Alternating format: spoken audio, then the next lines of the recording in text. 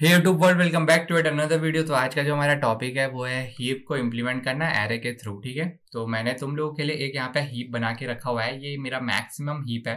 Max heap इसलिए ले रहे हैं क्योंकि इसमें जो एज केसेस और इसके जो कॉन्सेप्ट हैं वो ज़्यादा इंटरव्यू में पूछे जाते हैं। मिन हीप में थोड़े कम हो जाते हैं क्योंकि जस्ट रिवर्स ही रहता है। तो आदमी मैक्सिमम हीप के बारे में ही ज़्यादा पूछता है। ठीक है, अभी जब इस ग्राफ को, जब इस हीप को, बेसिकली ग्राफ नहीं बोल सकते इसे हम, क्योंकि ये एक हीप को हमने देख लिया है। हीप को, ग्राफ को हीप कब बोलना है, तो ये जब ये जो हमारा हीप है इसको जब एरे के अंदर डालना है तो बेसिकली दो तरीके से हम फिल कर सकते हैं एरे को।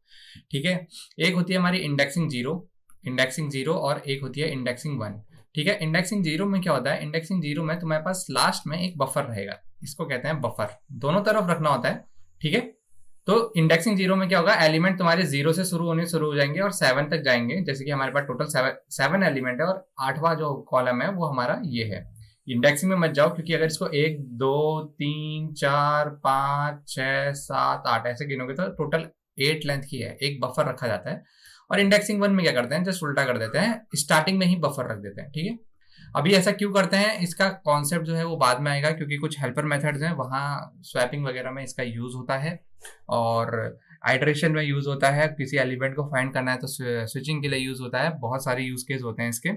इसका कॉन्सेप्ट जब हम कोडिंग करेंगे तो वहां पे डिटेल में एक्सप्लेन करा जाएगा। ठीक है, तो अब बात आती है कि भाई ये सब तो ठीक है, लेकिन भरना कैसे है एरे को, एरे भरी कैसी जाएगी। तो एरे भरने के दो तरीके होते हैं, एक होता है लेफ्ट चाइल्ड, एक होता है राइट चाइल्ड। ठीक है, तो यहाँ पे मैंने क्या करा है, मैंने यहाँ पे एक दो क्वेश्चन लिखे हुए हैं और तुम्हारे लिए एक इनपुट, ये जो एरे मेरा ट्री था, बेसिकली हीप था, उसको मैंने कन्वर्ट करा है कुछ इस रिप्रेजेंटेशन में।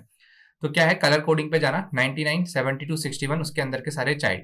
तो ये आया कैसे, देखो सबसे स्टार्टिंग में तुम्हारा जो रूट है 99, उसको तो तुम सीधे लाके रख दो अपने पहले इंडेक्स में। ठीक है, यहाँ पे 99 रख दो।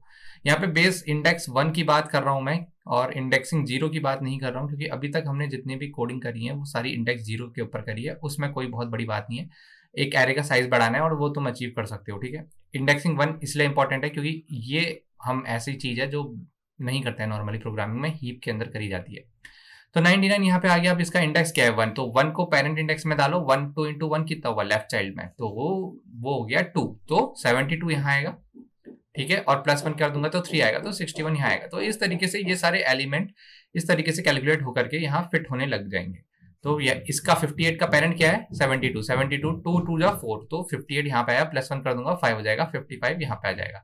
तो इसी कैलकुलेशन से सारे के सारे मेरे एलिमेंट इसके अंदर भरने शुरू हो जाएंगे। ठीक है, अब इसमें इंटरव्यूअर तुमसे ये नहीं पूछेगा कि भाई मेरे को ये फॉर्मूला बता, ये तुमको पता होना चाहिए तुम्हारी अंडरस्टैंडिंग के लिए, ये फॉर्मूले तुम्हारी अंडरस्टैंडिंग के लिए।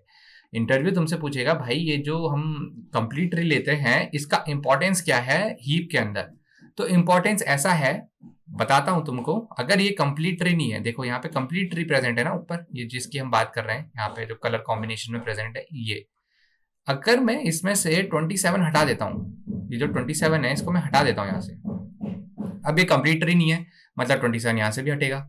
ठीक है, अब 27 इस एरे से भी हट जाएगा। अब बेसिकली यहाँ पे क्या आ जाएगा, यहाँ पे एक वॉइड आ जाएगा, गैप नहीं होगा। अब एक देखो 99 72 61 58 55 हीप ये अलाउ नहीं करता, डिसकंटिन्यूटी अलाउ नहीं करता। डिसकंटिन्यूटी CONTINUTITY डिसकंटिन्यूटी अलाउ ही नहीं करता। ठीक है, गैप्स होने ही नहीं चाहिए हीप के अंदर। तुम डुप्लीकेट डाल दो भाई साहब, लेकिन तुम गैप नहीं डाल सकते। तो ये रीजन है to avoid gaps in array. Heap allow नहीं करता कि ट्री तो पहले कंप्लीट होना ही चाहिए, ये इसका थंब रूल समझ लो इसको। ठीक है, ट्री कंप्लीट ट्री होना चाहिए, उसके बाद बाकी जो चीज थे हम चेक कर रहे थे, हमेशा पेरेंट जो है वो क्रिएटर रहेगा, वो सारी चीजें बाद में होती रहती हैं, वो चेक करते रहेंगे हम। लेकिन हमेशा हमारा ट्री कंप्लीट ही होना चाहिए। ट्री हमेशा कंप्लीट होगा तभी हमारा हीप कहलाएगा, नहीं तो वो क्राइटेरिया ही खत्म है। ठीक है, तो हीप करने के लिए तुम्हें ट्री कंप्लीट चाहिए होता है। तो ये तो ठीक है, ट्री मिल गया हमें। अभी पेरेंट से हमने चाइल्ड का पता तो लगाया, लेकिन रिवर्स भी चाहिए होता है, कोडिंग के लिए इंपॉर्टेंट रहता है। अब जैसे तुम्हें 18 पता है, 18 का तुम्हारा इंडेक्स पता है तुम्हें। ठीक है, अब 18 का पेरेंट ढूंढना है तुम्हें। अभी ये तो तुमको पता नहीं है ना, अभी तो तुम ऊपर ग्राफ देख रहे थे। अब कैसे, ये भी हटा दूंगा, अगर ये ऊपर का जो डायग्राम है कैसे पता चलोगा 18 का पेरेंट क्या है, ये क्वेश्चन पूछे जाएंगे वहां पे।